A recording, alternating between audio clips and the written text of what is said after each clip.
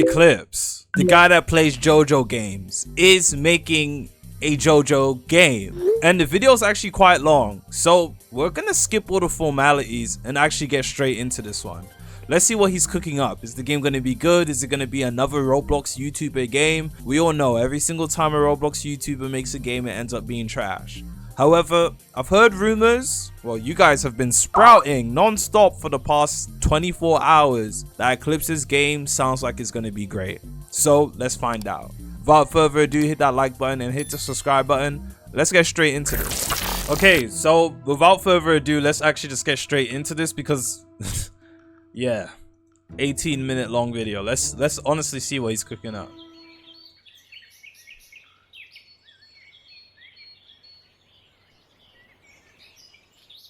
Okay, so you can tell it's in very early development. Very early development.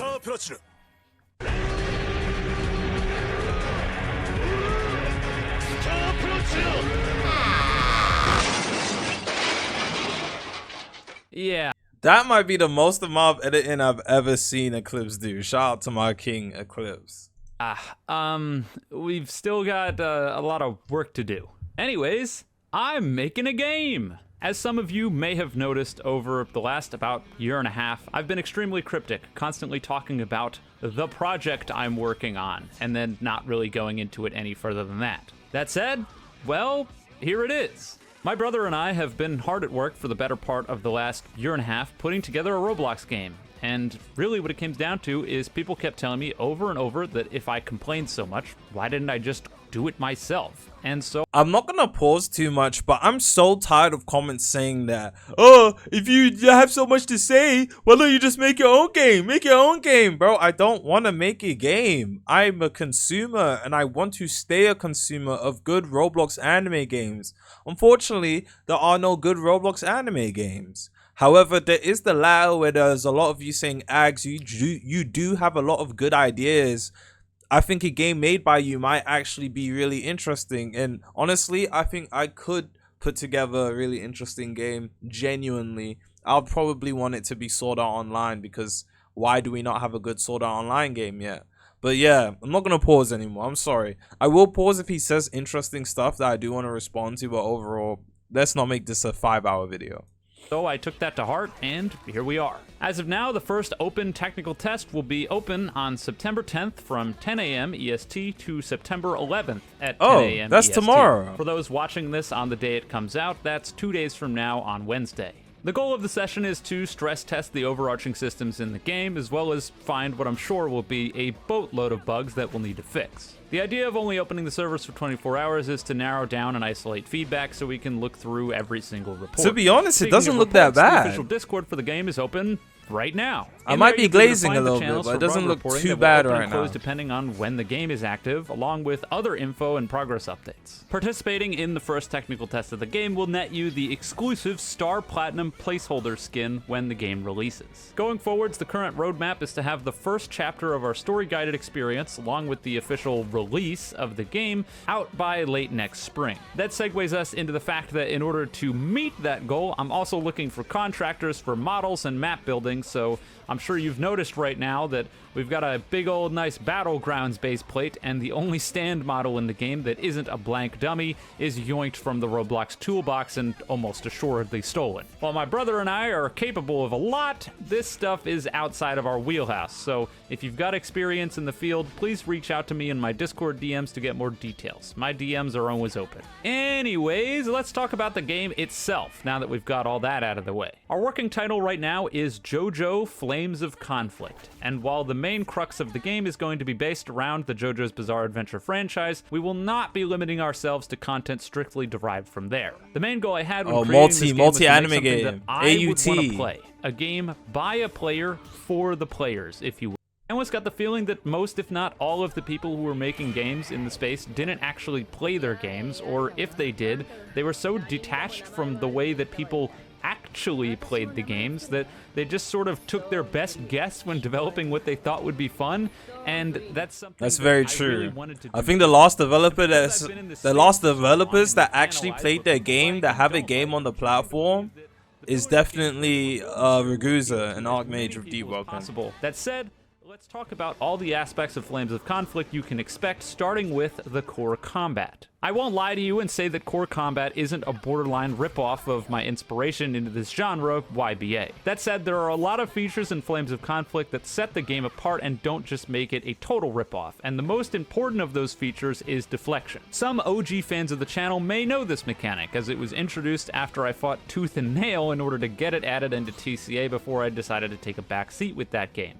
But with Flames of Conflict, we're going all out with the deflections. For those who don't know what deflection is, it's basically a parry but without the stunning effect. This means that in order to avoid being hit by certain moves, you'll have to time your block accordingly, but timing said block properly is not a death sentence for the user of the attack. Now granted, parryable and blockable moves still absolutely exist in the game, adding far more depth to what's been available in these types of games in the past. The main goal here, of course, being to encourage aggressive play along with rewarding precision blocking without devolving into a more rigid playstyle where it feels like several moves in your toolkit are simply unusable against some opponents, since if you get parried, the follow-up that they do after they parry you is going to do a ton of damage. If I tried to give you a decent example of how this ends up playing out in practice, it's very reminiscent of a Sekiro-like combat system, but lacking the posture bar, meaning that blocking attacks that are only blockable doesn't punish you. Speaking of damage, let's talk about the time to kill. While combat damage right now is entirely customizable and modular in terms of the coding aspect, Flames of Conflict will be taking a potentially controversial approach to damage output in combat. I hope it isn't, and I hope a lot of people like it, but hey, you never know. That's Anyways, actually really my overall smart. goal was to make fights and engagements between players specifically end much faster than they would in the majority of other games in our niche.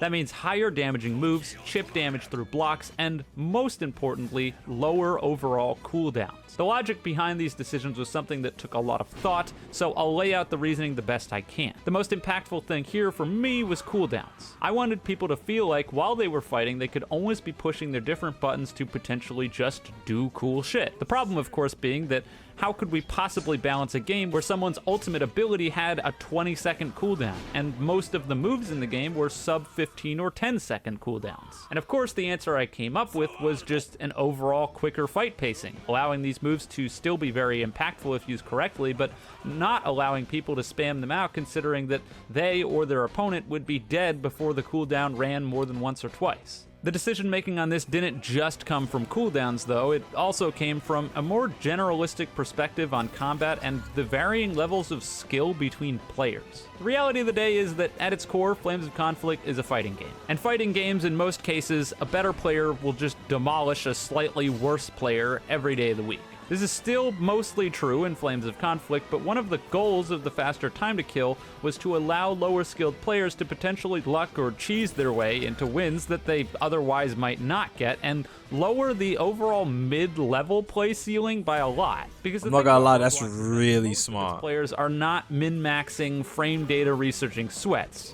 And so while the game will let those people flourish if they choose to do so, our predominant mission statement is to cater to and make the game as much fun for the majority as possible. And I thought making the overall win rate fluctuate a lot more in mid-level play was a good way of doing that. Speaking of fun, let's talk a bit more about balance and how fun factors into that. To put it simply, we're taking a fun first, balance second approach to balancing this game, especially when it comes to adding unique or otherwise out there moves and attacks that can spice up and radically change the way the sandbox is interacted with. One of the hurdles that I faced when first starting with the moveset creation was constantly second guessing myself and asking questions like, how could people end up abusing this? Which, in turn, I realized quickly put us sort of into this small box in terms of creativity. I came to the conclusion that if I constantly had ideas, but then had to tell myself I couldn't use them because people would use things to break the game, I'd end up with a boring, cookie-cutter experience with all the same tired stuff you've seen before.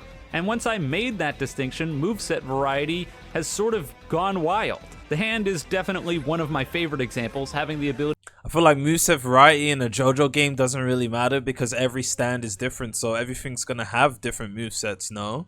Can flat out one-shot opponents.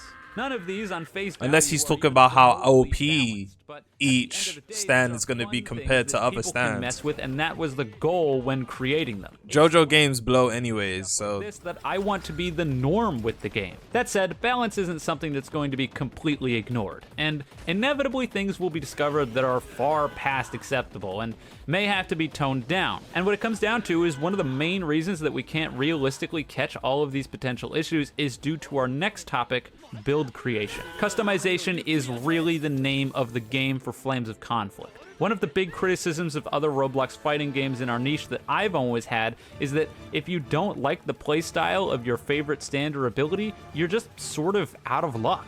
And to put it simply, we aim to change that. Say hello to the world of branching skill trees, allowing for nearly limitless creativity when putting together your playstyle. By default, every move in your arsenal generally has 3. Let me go back here just a little bit. Yes, we're pausing for this one. Allowing. Okay, so branching out skill trees or skill tree diversity. Not gonna lie, on the most part, it looks very... See, the issue with me and skill trees is that no matter how complex you make it look, at the end of the day, it's still a skill tree. And skill trees can only be so complex, if not very basic regardless, especially in a video game. So though, yes, it is diverse, as in you take heavy punch and you can turn it into a bunch of different things. At its core, it's still very simple. And obviously there's going to be one or two of these that are just way better in utility and use and just being useful overall than the other ones, right? So more people will be... Let's just assume ground slam is like, compared to the rest of these, are just super OP. It gives CC. It not only knocks you to the ground and gives you the daze effect, but you're also stunned for a little bit, right? And imagine the rest of these are pretty decent, but just don't compare to how strong ground slam is. Everyone's going to be running ground slam in their kit. You know what I mean? Obviously, I'm just giving a random example, but there's only so complex a skill tree can be. That's the whole point of what I'm trying to say. Even if it does deviate into being able to pick one or two other things that, you know, connect with the original, it's not that complex. You know, it does give you a little bit of diversity on paper, but in reality, in gameplay, I don't think it's gonna... It's a small thing, but things like this do matter because most games don't have the complexity in their skill trees. Is usually super straightforward, so I can't even complain. I'm just saying skill trees can't be complex. They really just can't be. For nearly limitless creativity when putting together your playstyle. By default, every move in your arsenal generally has 3 different variations that change the way you'll play. With a default standard ability, you'll be able to pick one out of the 3 choices available, with the other 2 being locked when you select one. But your choice of upgrades doesn't just end there, as you'll be able to manually upgrade each of your chosen abilities up to level 5, with the 5th upgrade being more expensive but radically changing the effects or attributes of your move. Whether it be removing an in-move slowdown, making an otherwise cancelable move uncancelable, or outright changing the move as a whole. This is just one more factor that lets you personalize your build to how you want to play. But it doesn't stop there. It sounds good on paper. When you reach the maximum level with your ability, that's when you'll be given the opportunity to ascend. Ascension awards you with a mastery point that can be used when you run out of skill points, along with breaking the shackles of the 1 move per category limit. Now instead, you have a move budget that you can use to unlock. So there's gonna be a prestige. Okay, see, this is a way better way of doing prestiging than it's done in YBA. YBA sucks. Unlock whatever you want without restriction. Want 3 different the hand pulls? Go for it. 3 ground slams on Star Platinum? Why the hell not? Okay. The Ascension Mastery system is something... See, this is smart, because this makes what I said before null and void, right? With the Mastery system, or should I say with the Ascend system, with the Prestige system, it actually makes you able to create almost a god build, and that's going to create almost endless satisfaction with with different stands, which is actually really good. And it creates like playtime. Like you're gonna have a different stand. It's not gonna be it's not gonna be leveled up. You're gonna want to level it up so you can prestige and get everything. It's so smart. Playtime increases, enjoyability increases, fights are better, end up being better. There's more build diversity. Yeah, I'm not gonna lie. I take back what I said about the skill tree. This is super smart. That really opens the floodgates in terms of player freedom, and I absolutely cannot wait to see what people do with it. I've already got plenty of favorite builds myself, and I'm sure once people get their hands on it, I'm gonna see a lot of hilarious stuff. That said, one thing you may have also noticed by this point is the fact that since each stand ascends by itself, that means that all of your different aspects of leveling in terms of your character, ability, and weapons level separately, and have their own skill trees. So on that note, let's talk about weapons. Weapons are yet another pillar of gameplay that you can acquire, equip, and level up to give you an edge in combat. Unlike your main stands and abilities, weapons generally only have 2 moves available to them, with the variations of the main abilities being absent. They do retain the max level upgrade variations, however. The design decision here was mostly overall made to avoid the keyboard Jenga trap. I wanted to allow players to use all of their moves without having to constantly reach their fingers all the way across to like the K key. The other reason though stemmed from wanting to have a large list of weapons that could be obtained, encouraging players to try and find out and use different things rather than sticking with one choice. The player skill tree is also much the same in its current state. There are active upgrades tied to fully maxing out each of your player's attributes, which are HP, regen, dash cooldown, and block strength respectively, but I figured with all of the complications that are already there when it comes to stand and ability builds, keeping the weapon and player skill trees simple was for the best. I have shortly mentioned progression, but that begs the question, how do you progress? As mentioned on launch, we plan to have the first chapter of our story-based experience, but what does that entail? The short answer is a bigger focus on higher quality and more difficult PvE content. I've played so many of these games where it feels like you could fall asleep at the wheel and complete all of the PvE content, and it just shoves you straight into PvP, and that just doesn't seem right. In the build you'll be able to play this Wednesday, there will be several NPC bosses that can be fought with varying levels of difficulty that are based around your expected level when you get to those bosses in the storyline. That said, I think it would be a huge waste to build these bosses into the game and only have them and their movesets interact with you at specific and coordinated moments in that story, only to become an afterthought towards the endgame. That's why the vast majority of PvE encounters will be handled outside of the main game and in instance-based dungeons. All of which will of course have multiple difficulty settings, which will not only change the damage numbers and health of the AI present, but also the types of enemies you'll encounter, and more importantly, the moves used and properties of those moves used by the bosses, with higher difficulties being intended to be handled by parties of players rather than solos, and of course handing out much larger rewards. I think at its core, a lot of these games are social games, and so encouraging people to make friends to take on content that they otherwise can't do by themselves is a good decision, while also making sure that all of the content in the game is still obtainable by solo players if you so choose, even if it's potentially going to take a longer amount of time. Certain items and trinkets will only be able to be obtained via fighting things you may have already fought, increasing replayability and ideally avoiding the pitfall of several people huddled around one NPC trying to farm whatever gives you the most XP. PvE will not go out of style moving into the endgame as well, considering the fact that because your stands, abilities, and weapons all level separately than your character, it means that if you want to get and use something new, you're going to have to interact with PvE in order to level it up. And the idea is to make sure that the PvE is engaging enough to make leveling it up not a boring slog and actually enjoyable and difficult to accomplish. Now, that said, open world PvE outside of the instance dungeons is something that we're still planning on doing, and it can let us talk about an admittedly very much up in the air part of the game, and that's the Outlands.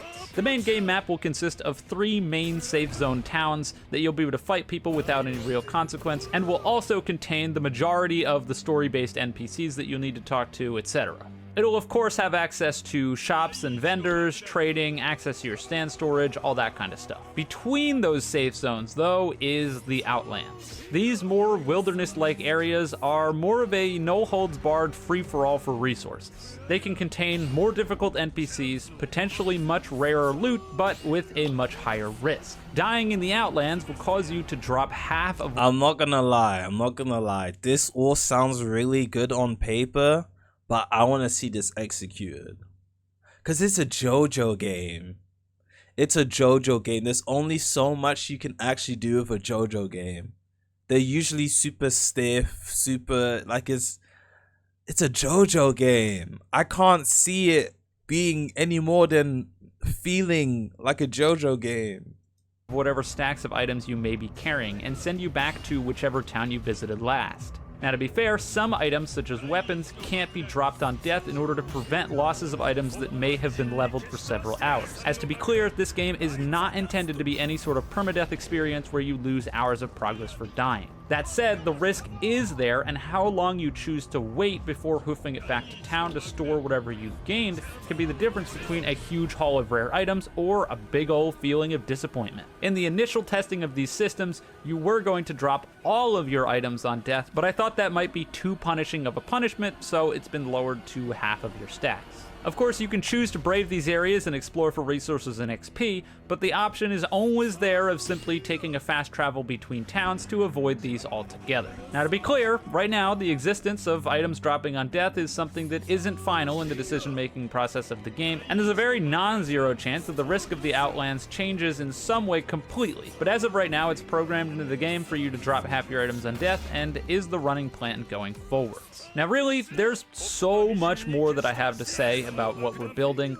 but all of that will come in due time, and I don't want this video to be an hour long, so I'll be wrapping it up here. I'm really happy to finally be unveiling this project that's meant so much to me over the last year and a half, and I hope that you'll have as much fun messing around on the 10th as much as I've had putting everything together. It's been a long road with a ton of hours put in, so I'm hoping at least some of that work will pay off, because I can't lie to you, making this entire thing has been very scary. I've leveled a lot of harsh criticism to a ton of games in the past, and so just by making a game myself, I'm painting a giant target on my back to have so many people say, "See, I told you so," and I'm well aware of that. And the reality of the day is, if "see, I told you so" is the answer here, I'm going to buckle down and do my best to prove those people wrong by fixing all of the things that are reported by you guys. As always though, I have to say, thank you for watching and continuing to support my channel.